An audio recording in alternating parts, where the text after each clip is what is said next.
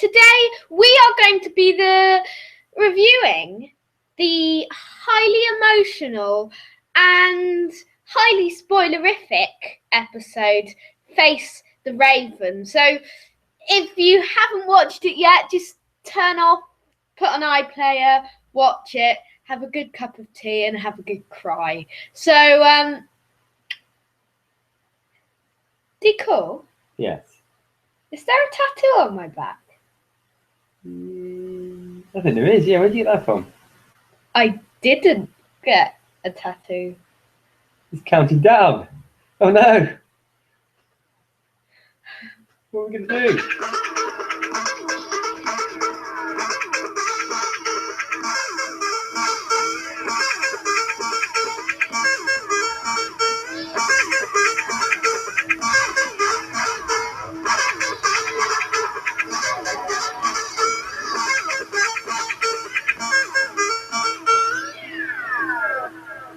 Hello there. Hello, welcome to Doctor Who Time and Space episode 135.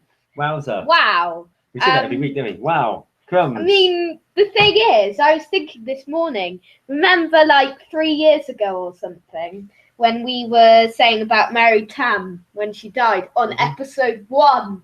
And that doesn't seem too long ago, since we were sitting down and paying a tribute to Mary Tam on the Audacity podcast. Yeah. About 3 years ago. It does seem like like it's only yesterday. Just think how much rubbish I've managed to talk in that period of time.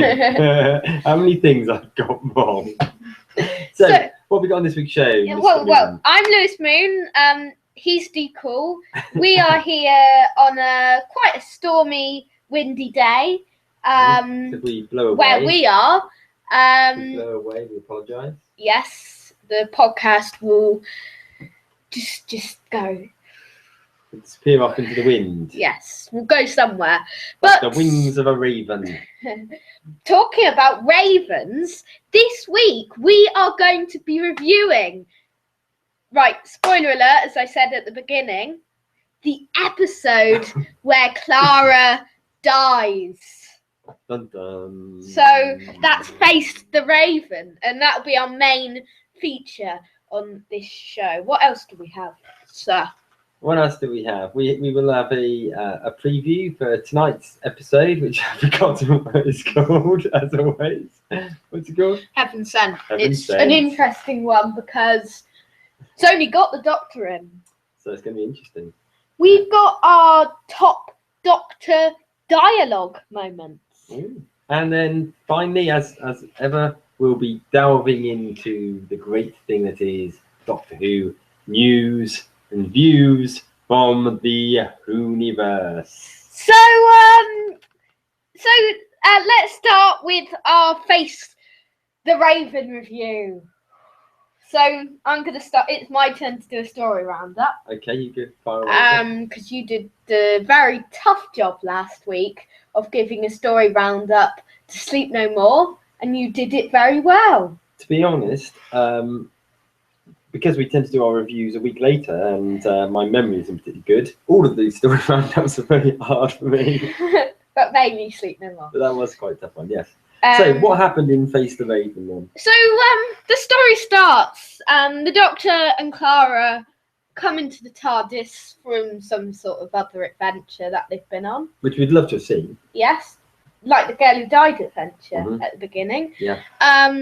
We would love to see that, but Or hear it, perhaps. Maybe it should be a big finish episode for the future. So Clara gets a phone call from Rigsy, and he says, "I've got a tattoo."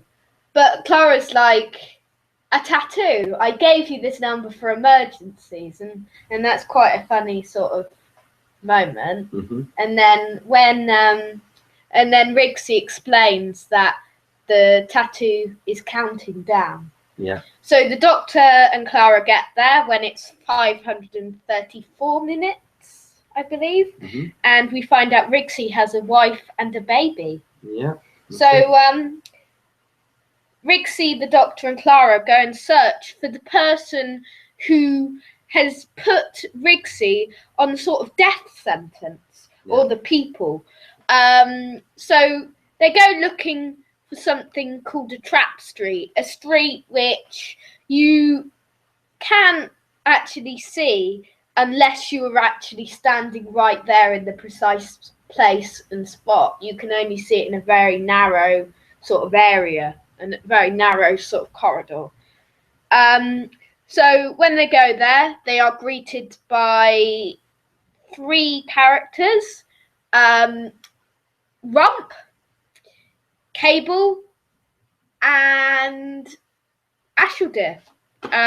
Ashildr's back. Ashildr's back yet again, played by Maisie Williams in brackets, as the synopsis said. I was a bit disappointed they didn't tell you in the synopsis who played Rump. Simon Paisley Day. Trivia for you.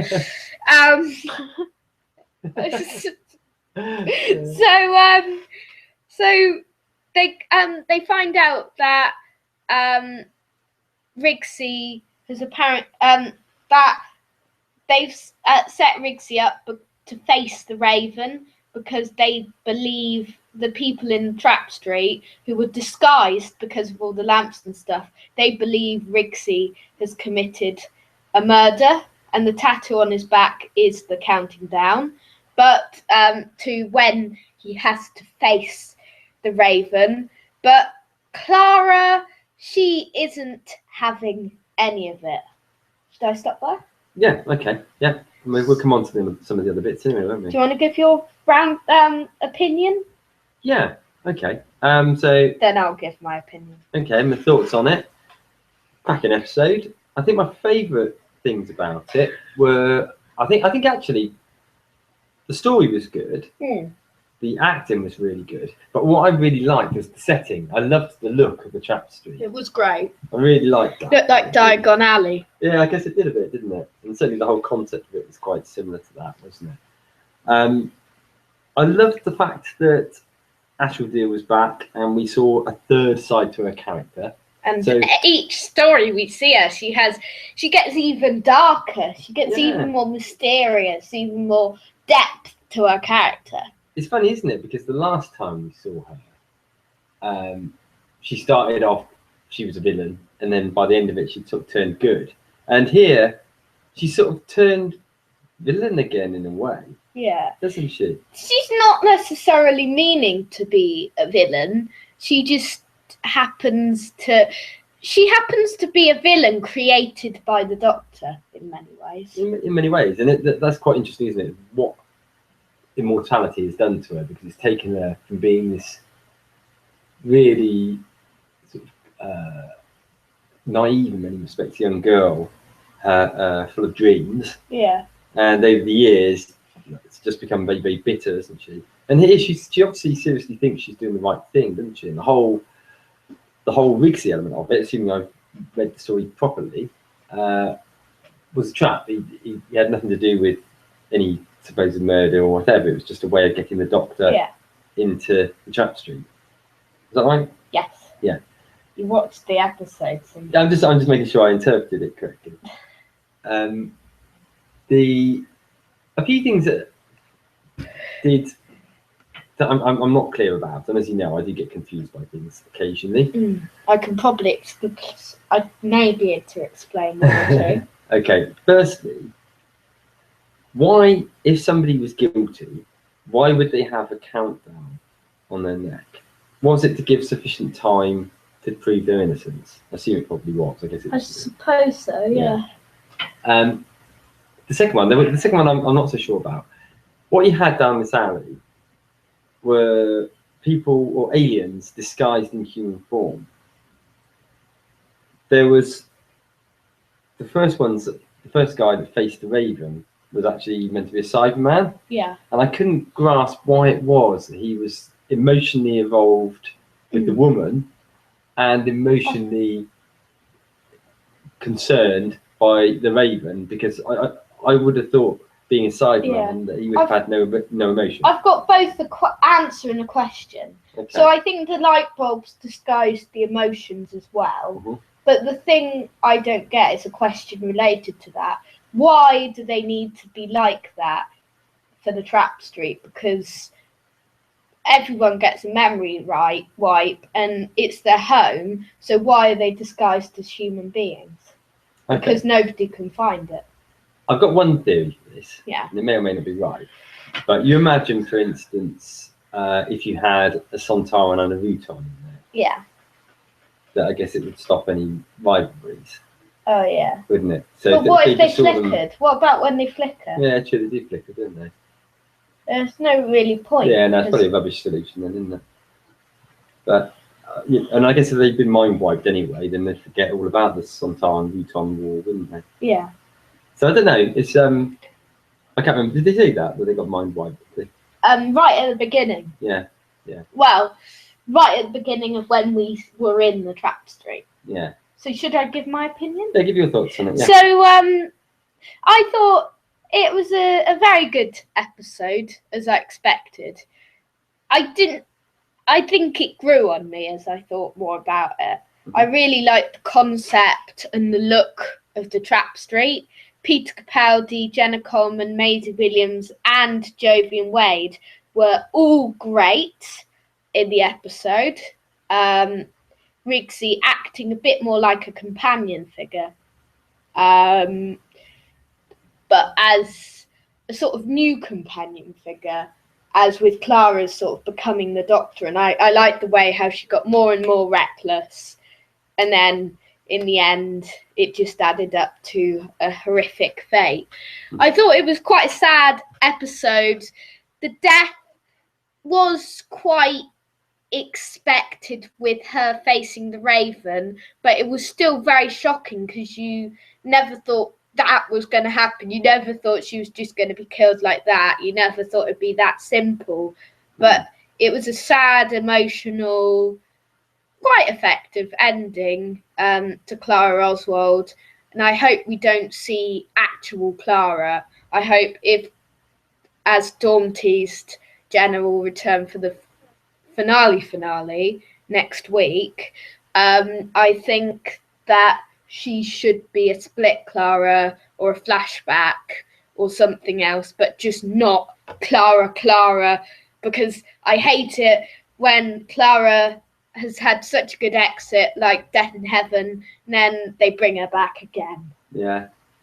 I mean, a couple of points around the whole Clara thing. I mean, you sort of said about it being expected. I think the sad thing about television these days is it's very difficult to avoid any form of shocks. Well, Peter Capaldi didn't have to say that it was the last one on Graham Norton. It was actually Peter Capaldi who confirmed it. Yeah, he did confirm it, and So- naughty Peter. But I think full stop. The fact that we all knew that Clara wasn't going to be in it for very much longer. Just imagine if we hadn't have known that, how shocking that moment would have been. Because But there's like a 15-minute build-up. they've been hinting at it for quite a long time, haven't they? That Clara seems to be getting more and more like the Doctor, and there's an element that, however sad I was, I think there was this moment where, you know, when they were flying into the TARDIS over London, and she was like she sort of was hanging out, Yeah. going, woohoo, wee, The clip we saw on Graham Norton. and most people would be absolutely, pooping themselves. But she seemed to sort of really love the thrill of it. And I think she always believed that she was going to be able to get out of it. And it showed you really that whilst the Doctor may have many lives, Clara's just a normal human. And she pushed it, didn't she? She pushed it too far, and she pushed it so far that she couldn't get back from it. And that was both sad, but also was always likely to happen. However much I like Clara, I think this was the perfect time for her to go. I don't think she should have been in it any longer. Series 10 would have got a lot too much. Series 9, when I heard, I was thinking, this has to be the last one. You were saying, I think she's going to be in Series 10, weren't you? Yeah. I can't remember now. I think so. Yeah. Probably. You can probably listen to like an old podcast before with the Dalek and Cyberman picture. Yeah. I think she could have got away with being a companion for a bit longer. I think probably. I think I would like the next companion, and we've touched on this in a few podcasts or vidcasts, can't remember which, where we've talked about the fact that the companions these days always have to have a real strong story that supports them. Yeah, it might have been both. And I think that's great. It's great to see the companions having a greater character than perhaps, say, someone like Tegan would have ever had. But at the same point, we've got to remember that they are only human. And perhaps the downside is that each of these characters have become like superheroes in many respects. Yeah. And it'd be nice to have just maybe a bit like how Martha was. Martha, yeah, I think people don't really seem to like Martha for some reason. But she was the one of the best companions, definitely the best companion in the David Tennant era, in our opinion. Yeah. Although most people don't think so. It's our opinion. Please don't judge it. You can share your opinion. We won't judge it. I was just thinking, I won't.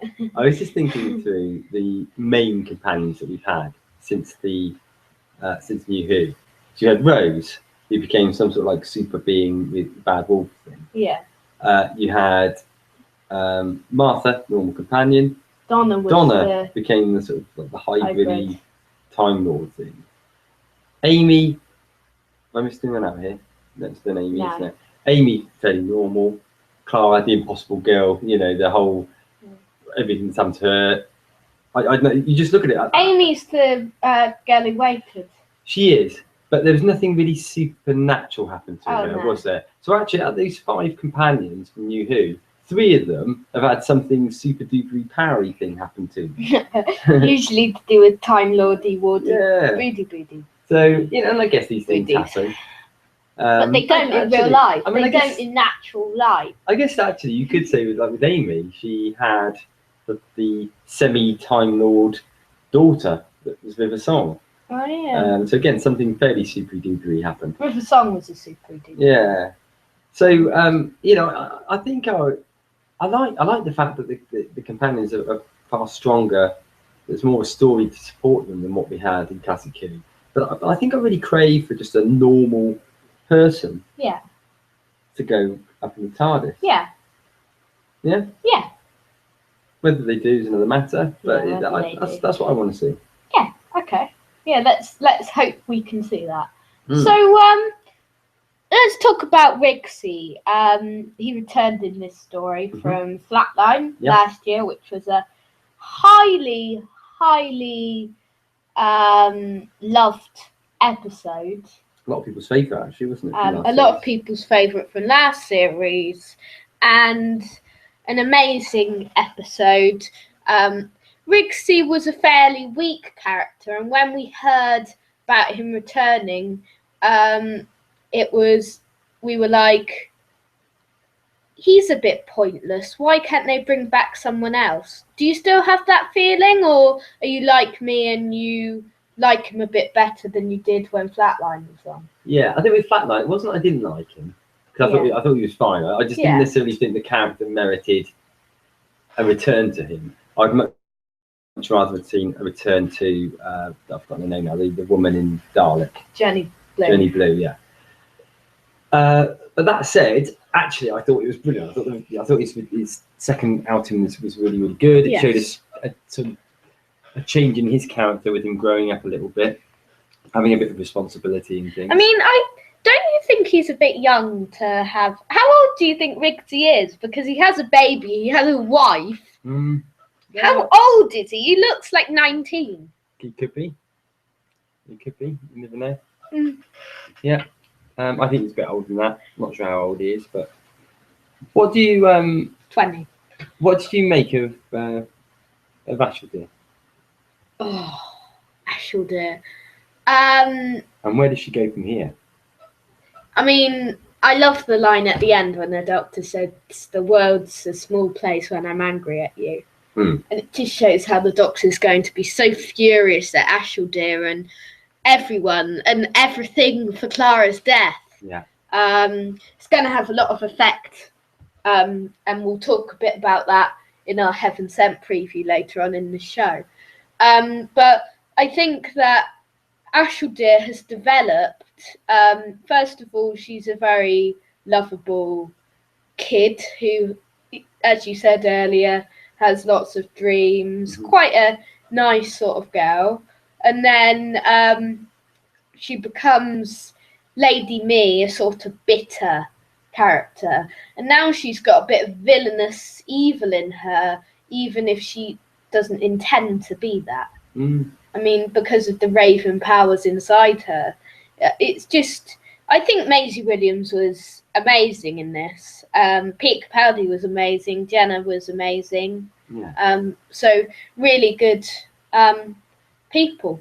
I mean, in the end, you can link a lot of these things back, but to a certain extent, you could argue that the Doctor, through actually bringing Ashildr back to life, was actually responsible for Clara's death. Yeah. I mean, how far do you go with these connections? But no, maybe there will be an element of guilt with that as well. It's quite weird how, because of that, it's weird how the Doctor's blaming Ashildr, but really it's him who created Ashildr. So it's him who really killed Clara. It's his fault. So Heaven Sent, I think it'll be him blaming Ashildr or the Veil or whatever, and also him finding himself guilty of Clara's death. Yeah, that's right. So where does Ashildr go from now? Do you think? Because I mean, we were expected. We heard in advance that she was going to be involved in this episode, didn't we?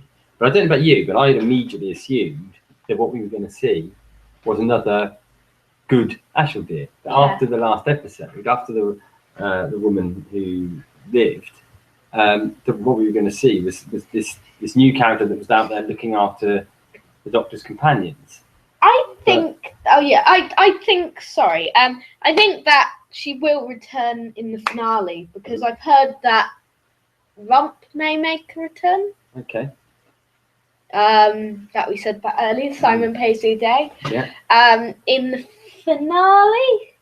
So I think it may begin at the Trap Street. Yeah. Or go somewhere in the Trap Street at one point. Yeah. Even though I don't know, but I'd heard in the IMDb cast listings that Rump was going to be in it for some reason. Well, you can't fully trust these IMDb listings or Wikipedia because they're updated by users. They're not necessarily always right until the episodes are on. But there we go. We should time will tell. There's something else I was going to ask you about this episode. I was trying to think what it is. Monsters and things. What did you think of? What did you make of the race of? I've forgotten what the name of the race was, but where they had two faces, one that looked into the future and one looked into the past. I really liked the concept of them. Yeah. I mean, it was a really good idea, a really good concept for a monster. Exciting, different. Yeah. I don't, not exciting necessarily because they're not. They're different. They're very different. Very interesting. But they're kind of good guys. But I think it's a very good idea with the two faces and everything. Why didn't they disguise as humans? Because properly they do look like humans, and they can't see into the future, into the past, if they don't have the second face. Okay. So if I can ask you something else. Yeah. We see after Clara's demise. Yeah. Which perhaps we should talk about in a bit more detail in a moment. We see a very angry Doctor. Yeah. And we've seen this angry Doctor before with Peter Capaldi's incarnation. What do you? Very good at anger. Who do you like? What do you like best? Do you like cute and cuddly Capaldi? What, Tank Capaldi and the guitar? Yeah. Or do you like the sort of cute Capaldi that will strum you a few lines and sing along or whatever, or do you like the scary eyebrow angry Capaldi? Most children would say the guitar Capaldi light-hearted one. Mhm. I'm going to say the dark one because he's such a brilliant actor. I think tonight he'll be a really dark sort of doctor, Mhm. and it's going to be really interesting to see him again in this dark form like he was in Series 8. Yeah. I find it really interesting, different. Executed a bit better than Colin Baker, even though we prefer Colin Baker, and quite a lot of people do. Hmm.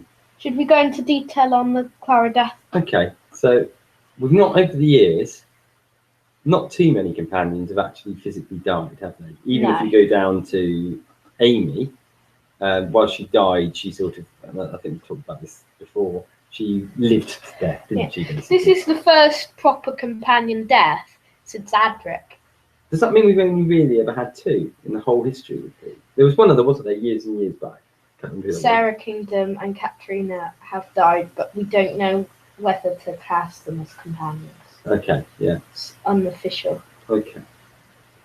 So, what did you make of the moment? Do you think it was well done? I think it was a really effective moment. It grew on me, really. First of all, I was a bit disappointed. I was expecting that Marloff, even if I didn't hear that Clara was going to leave. But now I've just thought back on it and thought this was a really effective, emotionful ending for Clara Oswald, and I think it should end there.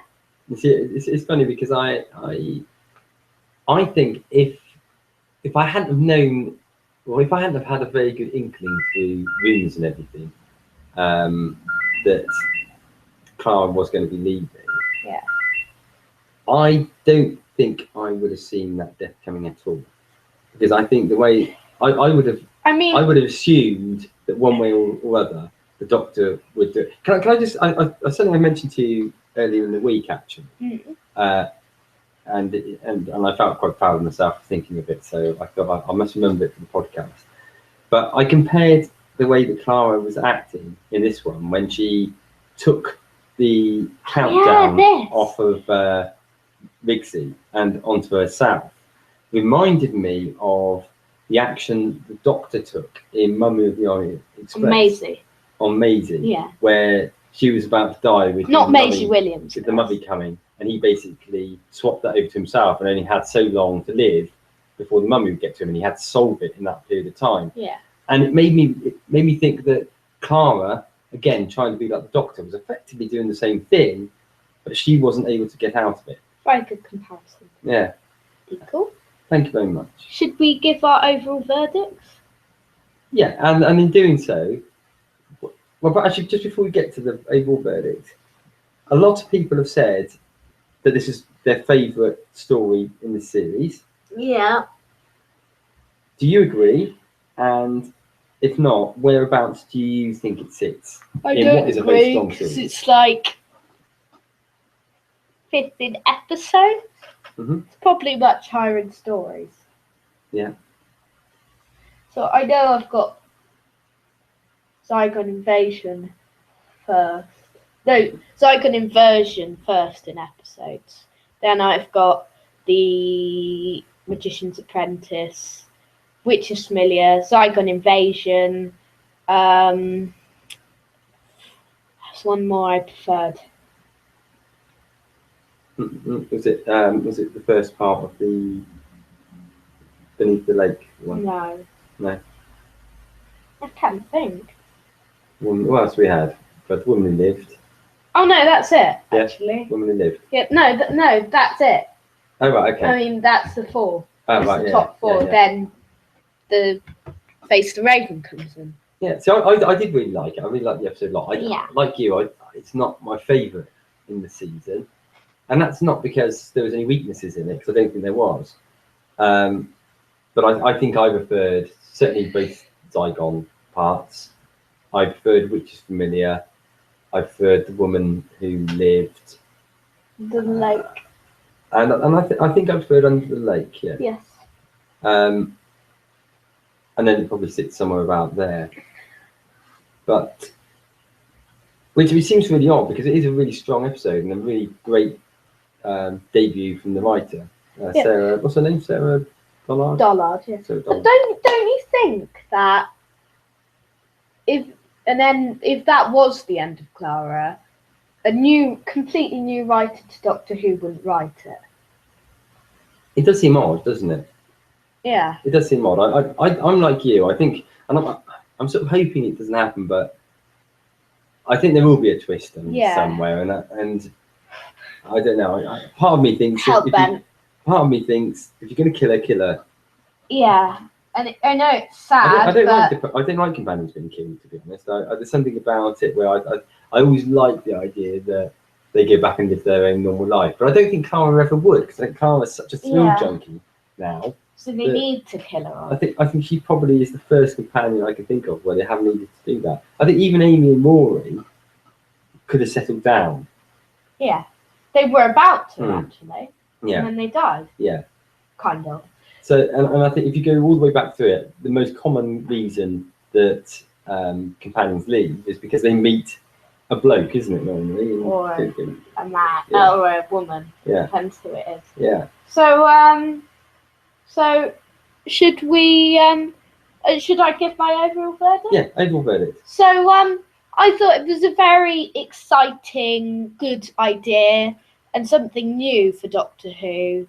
Not as much new as Sleep No More last week, but I thought Sarah Dollard is a great writer. Having Peter Capaldi, Jenna Coleman, Maisie Williams and Jovian Wade in it was a very good pairing, sir. That I really enjoyed their acting. I really enjoyed the episode. It was quite shocking and emotional, and probably the most shocking and emotional episode this season. Not the best, as we've said, but it depends. It depends what way we look at it when we say whether we like it or not. But I'm going to give it a 9.2. Okay. Excellent. Oh no! What he said. I think great setting for the episode. Really great opening sequence with Big C and the whole concept of the tattoo that counts down. I think that's really, really good. Fantastic to see Ashleigh back, showing the strength of Maisie Williams' acting ability through a third characterisation of Ashleigh. Great acting ability also displayed by both Capaldi and also by Jenna. I think a lot of emotion, and even the guy who played Rigsy as well. Came really good, but the emotion was really there between, I think, the triangle of characters. Yeah. Let's say, really loved the whole concept of the trap street. Would like to have seen a little bit more of it. Unlike Lewis, I wasn't disappointed by the ending of Clara. Insofar as I'm not disappointed. I was. Yeah. I say I'm not disappointed now. I was. Yeah, I thought it was a really good way for her to go out, because I think she, over particularly this series, has just got more and more too big for her boots. But I will miss her. Yes. I will miss her a lot. But it's going to be interesting to see the process again of who's going to be the next companion. It will. I'm very intrigued to see how the Doctor copes with this, because Clara didn't want him to turn into the Angry Doctor, but I think he's going to turn into the Angry Doctor. So, what? My score, I will give it. I think I'll give it a 9, actually. Oh, okay. Yeah. That is a bit of a catch. You prefer it the Woman Who Lived, then? Well, no, I didn't. No. You gave it like an 8.9 or something. Did I? In that case, I give this an 8.8. I think you gave it an 8.8. Did I? I can't remember, but I mean, to me, I think I said earlier on what the order is. I can't remember my scorings, but it's somewhere around that sort of area. It's that sort of high 8, 9 sort of level. Really, really good. Like you, however much people have raved about this episode, it left me wanting something extra. and I'm not sure why that is. Yeah. But I found that it didn't feel like a complete episode, and I know I think both of us agree on that one, and we're probably out in the minority there. Yeah. But hey ho, it was still really good. Still, It's our opinion. It's and yeah. it's another great episode in a great season. Yeah. So There you go. so last week, right at the end of the episode, as we were saying earlier, Clara says to the doctor before she dies, sadly, she says to the doctor, do not become the angry doctor. Mhm. And tonight at 8:05, we are going to get an episode with the angry doctor. Mm. So Well, we assume that, don't we? The episode isn't I called think The Angry Doctor, is it? It's not The as blatant episode as that. is called Heaven Sent. So Okay. it's got only the doctor in. Okay. And where do we think this is? Do we think it is Gallifrey? Or do we think it's... I think at the end he'll discover Gallifrey. Mm. And who is this Vale? No, it's mysterious, but Yeah. looks like it's going to be a good It's episode. obviously somebody, and we didn't really make this clear, did we, in the review of the last episode? But somebody is basically asked for the Doctor, and Ashley has provided it. Yeah. So she's supplied the Doctor to this other character in order to protect the Trapstream. So, trapped in a world unlike any other he has seen, the Doctor faces the greatest challenge of his many lives. One final test. He must face it alone. Pursued by the fearsome creature known only as the Vale, he must attempt the impossible. If he makes it through, Gallifrey is waiting. Mm. Oh. Can I make a real bold prediction? Yeah. The Vale is actually Ashley of the future. Omega! Oh my god, no, Omega's too good. He's waiting for K9. Oh, yeah. Yeah, he's Come on. No, but he could be there and he could be saying, sorry, I'm just waiting for K9. Sorry, I'm chasing after you. I thought you were K9. I tell you what, actually, just going off on a slight tangent on that basis. I really, really, really, really, really, really, really have been wanting Omega to come back into it.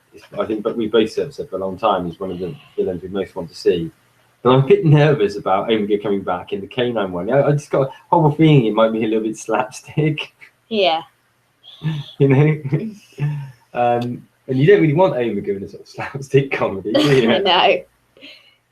It's going to be more like that Australian series, which we never watched. Yeah. It's well, that's it, fine. I'm not going to watch it. But the last thing you want is, I don't know, Omega coming on and doing a fart gag or something. You don't really want that. You So- want him to be quite menacing. So, judging by the trailers, Mhm. the promo pics, the clip, what do you make of the production week? The production, what do I make of the look and feel of this next episode? Yeah, what do you make of all of the? What do you think it's going to be like? It's interesting, isn't it? Because I think I can't remember whether it was in the Dawn magazine when we were looking at that, or whether it's somewhere else I saw it. But Moffat was talking about how initially they perceived this to be one of the budget-saving episodes, Oh yeah, and it didn't really turn out to be like that. because I think it's going to be quite cool. Certainly, these pictures that we're looking at now from the episode, there's like a mechanical castle. with a picture of Clara on it. Mm. Do we think that the Doctor's sort of been transported into his own mind, or we talked about whether or not he'd gone into the confession dial as well, didn't Yeah, we? we thought that would be exciting. The veil looks a bit like a Nazgul, which I guess is it's like the Grim Reaper, isn't it? It's that same sort of like hooded black character that immediately gives you the willies, isn't it? Yeah. So he's digging a grave. Do you think it's Clara's? I think it's the Doctor's grave. I think he's not in terms of a physical thing, but I think he's burying his good self. What if it's a cliffhanger Mhm. and he digs it up and then he finds like that form of the Doctor's in there? Yeah, could be. Hmm. I just had this idea about him basically burying, because it was the good side of him, wasn't it, that rescued Ashley. Yeah. Imagine if he's so angry at the way things have turned out that he decides to bury his good side. And I think that at the end, Temporarily, anyway. at the end of end series 10, apparently he's going to be a raging maniac. Yeah, because he's buried his good side. That's probably why. Mm. So, do we have any clues about this episode? Yes, we do, and most of it's phoborific. Mhm. Phobor something. Okay. Opening line. You'll notice a pattern with every two of these Simpson teasers. Okay. As you come into this world, something else is also born. Is the opening line. Okay.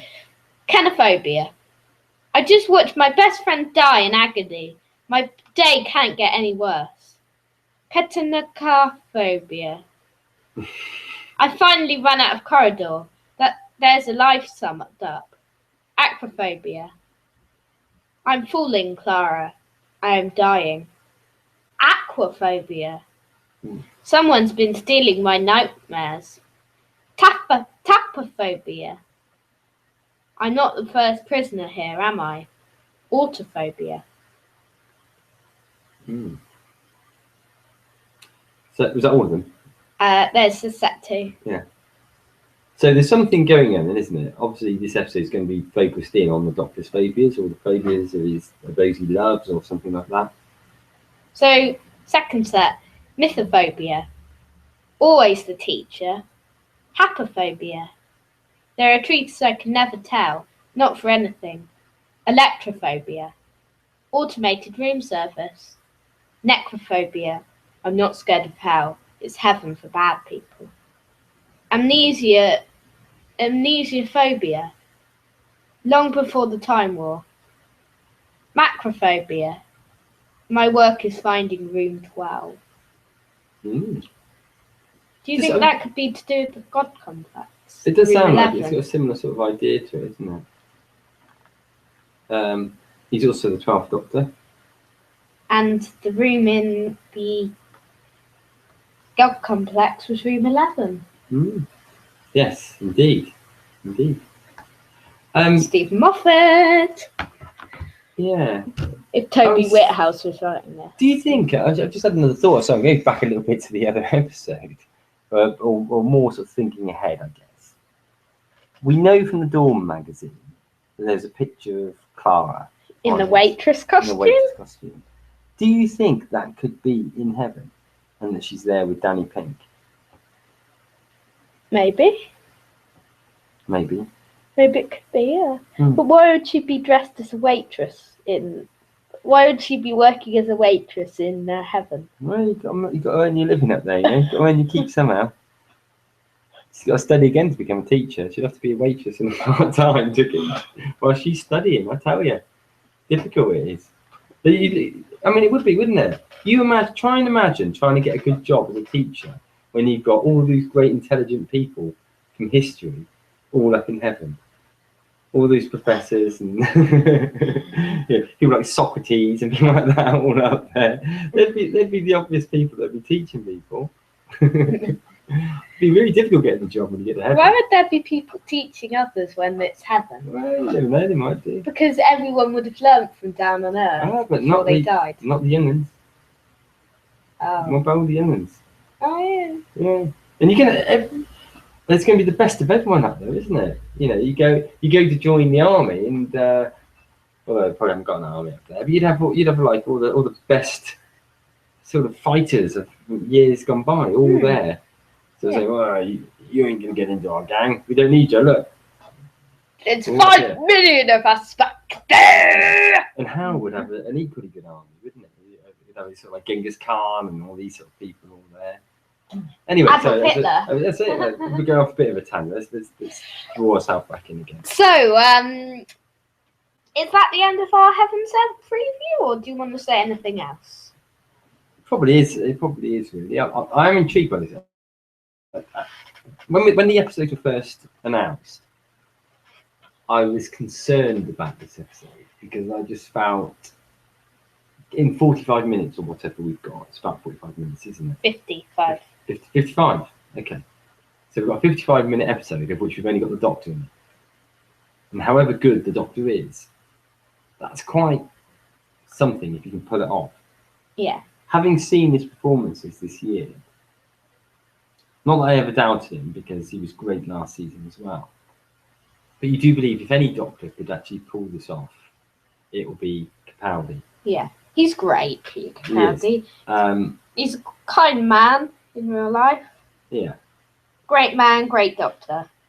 I'm really, Great actor. I'm no longer concerned about this episode. I'm going to go into it quite excited. But what if we're disappointed when we're out? Well, it might be. See Might our be. opinions next week. Yeah. I think he's going to struggle to beat Dark Water from last year Yeah. because Dark Water was a fantastic. And I don't think this is really going to be a two-parter. No, I think it's a sort of semi three-parter, isn't it? Yeah. Ish. Have any episodes in this season beaten Dark Water? Do you think? Zygon one, has that beaten Dark Water? So thereabouts. I don't know whether it's quite. No. I think Dark Water's still probably my favourite Capaldi moment as a single episode. Although I think there's better stories than Dark Water, Death in Heaven. Yeah. Excuse me. So, anyway, shall we move on? So, series. Let's move on to some news. The Series 9 UK ratings accumulator. Let's start with Face the Raven. The overnights were up. The biggest, the highest rating since Galu died. Okay. A lot of people tuning in for the Clara death moment. 4.42 million, which is a lot better than the 4.0 million we got last week. Still alright, but we are hoping for something around 4.42 million for the remaining 2 episodes. Yeah. Hopefully higher, but if that's not possible, we're hoping 4.42 million. So 4.42 million. So it's not announced what the final is, but the AI, has been announced. It's 84. 84. 84. Okay, so a lot. Which Is that the highest so far this season? Last week was 78. Now it ties with Magician's Apprentice, Under the Lake, and Zygon Inversion.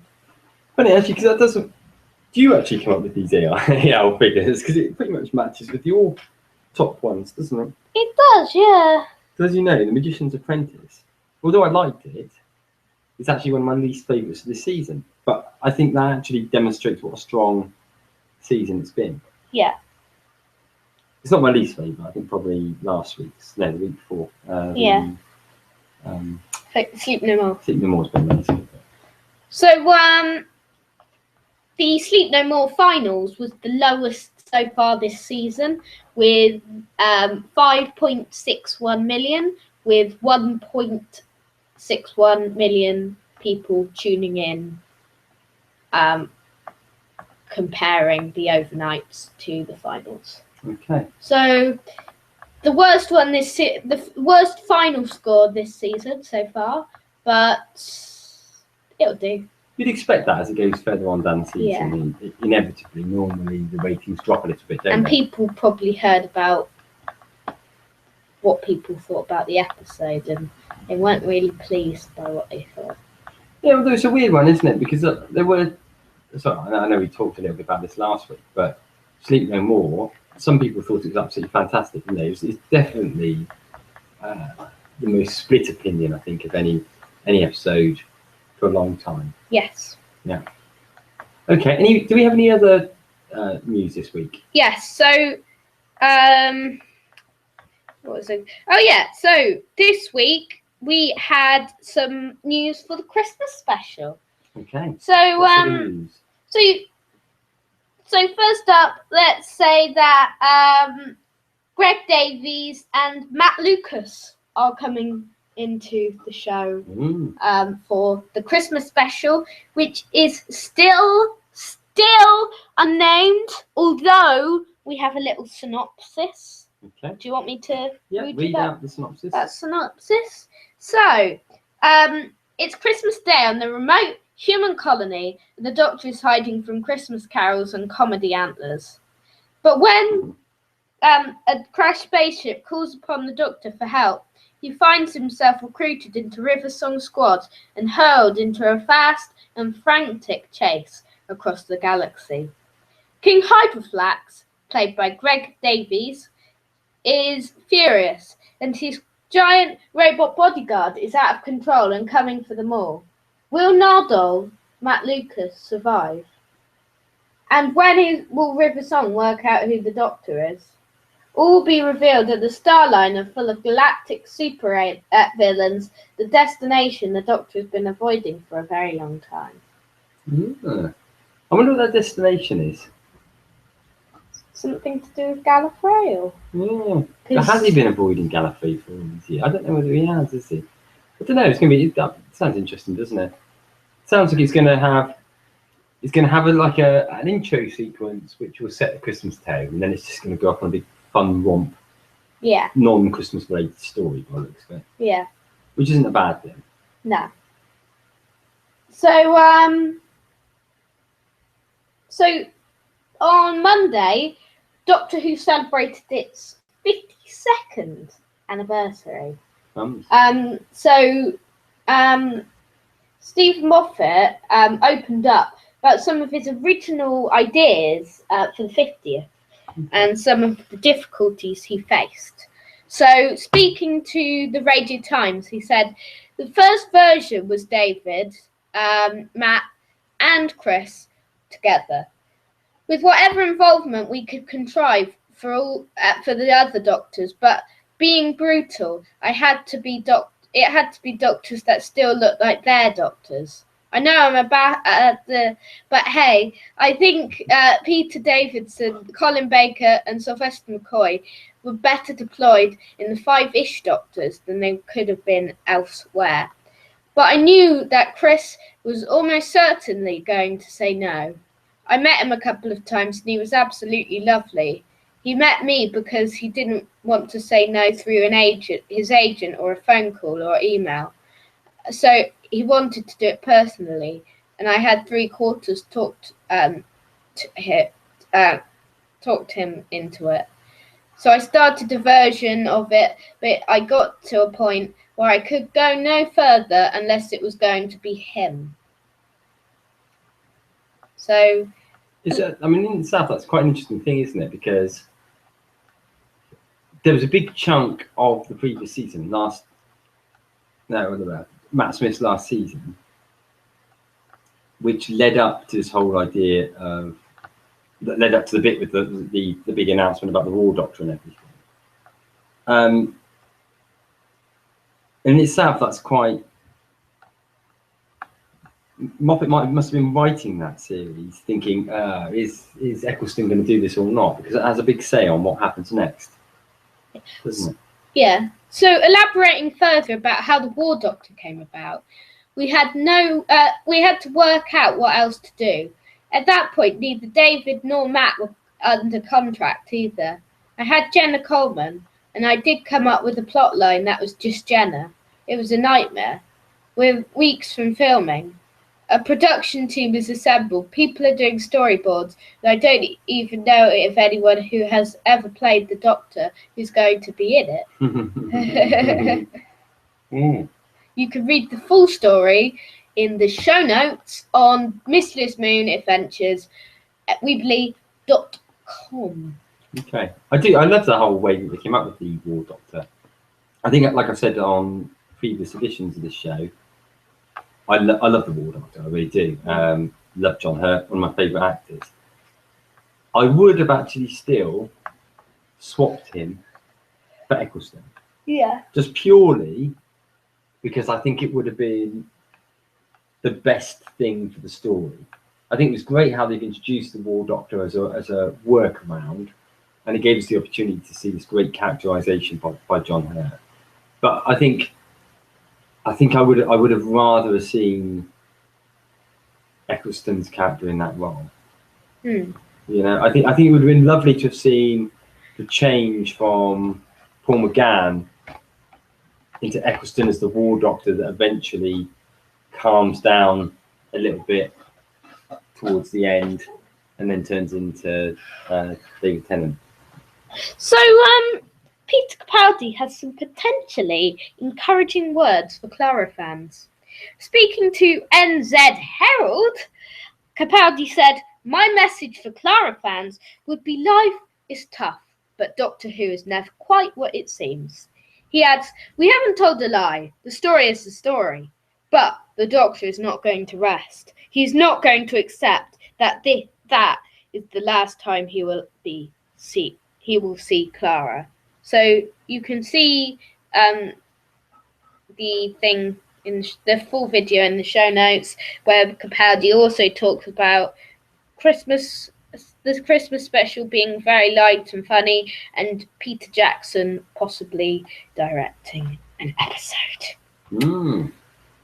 Any more news, or is that all of our news? No, that's all of our news this week. So it's probably quite good because we're getting relatively near the end of the show, aren't we? So top Doctor dialogues time. Okay.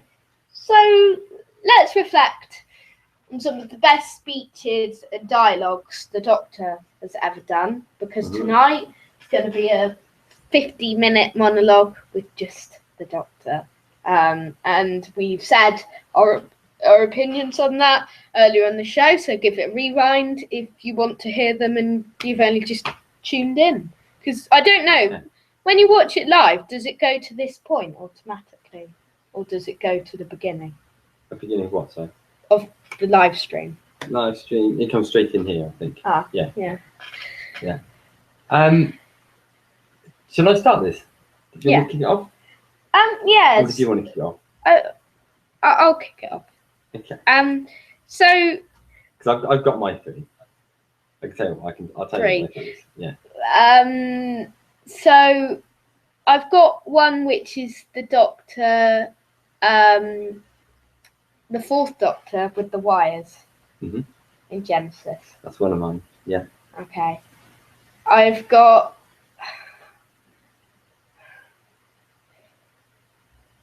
We've got to say the Doctor's anti-war speech. Yeah, that's another of mine. And we've got to say the Doctor and Davos. Yeah, that's true, actually. See, I've not got that. My other one isn't Capaldi, although I mainly because I was trying to think of different Doctors, and I was thinking back to that great speech that Patrick Troughton gives as the second Doctor. And I can't think which episode it's in. I think it might be a Cyberman episode. Twinbeth? No. He's talking to the Tomb of the Cyberman. He's talking. Yes. He's talking about about the loss of life.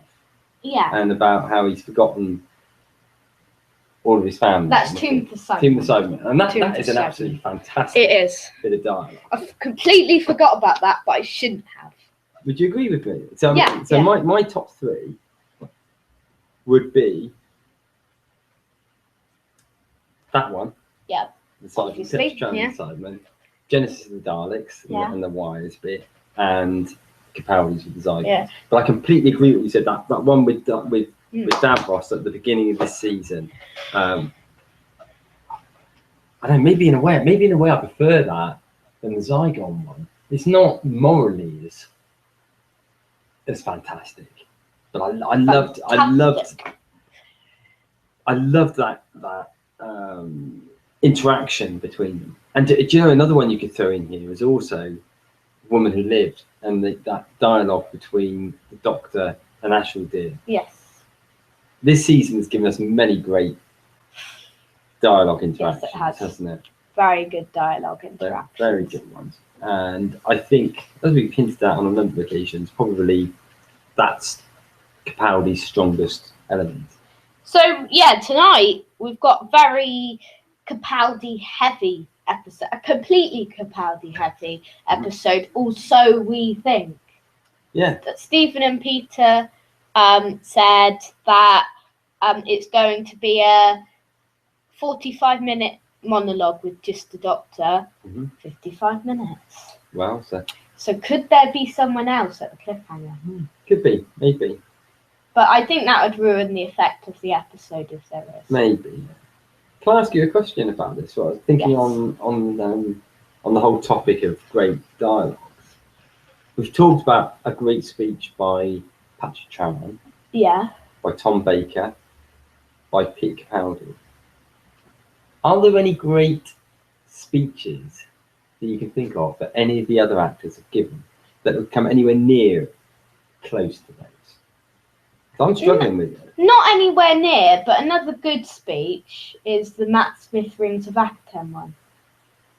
Yeah. Do you know, It's alright. a lot of people really like that one. I don't like the 11th Hour one, but the Rings of Akaten Yeah. one. I just think, I don't know, it's something about, I find Matt Smith's Doctor, I really like Matt Smith's Doctor. I find him a little bit insincere. I don't find it powerful when I find it a little bit, what's the word, a bit bloated when he comes out with these sort of speeches. Maybe They're not Dave- particularly heartfelt. David Tennant, what about when he was in Waters of Mars?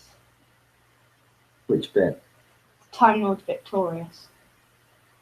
Is that the bit near the end? Yeah. Yeah. Doesn't come close, it's just a good bit. Yeah, it's probably his strongest one. I don't see him as being particularly great on dialogue. I certainly can't think of any Sylvester McCoy moments, I know. or any Colin Baker moments. Pete Davidson, again, I wouldn't see as being a really great dialogue sort of character. There probably are ones, but we can't remember them right off the top of our heads. But John yes. Pertwee. I'm trying to think. There probably has been. There was a video we were watching on YouTube. We sort of occasionally watch other people's clips, don't we? But quite often we watch other people's clips. And there was someone talking about one of their favourite moments.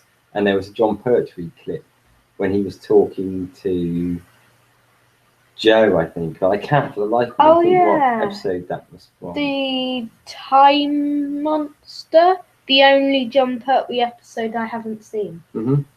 Okay. Yes. And this guy was sort of saying that was his favourite moment. And I don't think it was quite as strong as TARDIS how... Archives, isn't it? It might have been, yeah. Yeah. I didn't think it was as strong as he felt it was, but that was just a personal It opinion. was quite good, but it Yeah. wasn't that strong. So, should we end the show there? I think so. I was just going to say William Hartnell as well. Maybe the Susan speech. Yeah, probably. But I mean, that's a great moment rather than being Not necessarily a good powerful dialogue. isn't it? Yeah. So, that's probably the end of the show. Yep. Next week on episode 136 of the show, we will be reviewing the very interesting and different episode Heaven Sent. But will the one-hander episode go well, or will it end up in tragedy, like Clara's death? We'll also be looking ahead to the final part.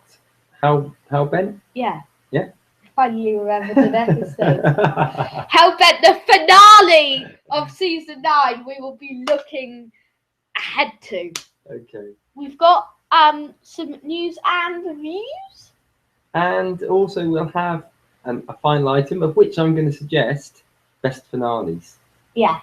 Yeah. Best finale. Best finales. Unless something really big comes today, like best Gallifrey episodes or something.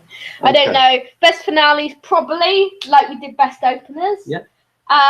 So it's time for us to bid farewell. Lewis Moon out and... Tiddly Pip. Tiddly Pip. What's that line? I can't remember. Goodbye. Goodbye. We'll be back next week, and make sure you tune in to Doctor Who at 8:05 tonight. Goodbye.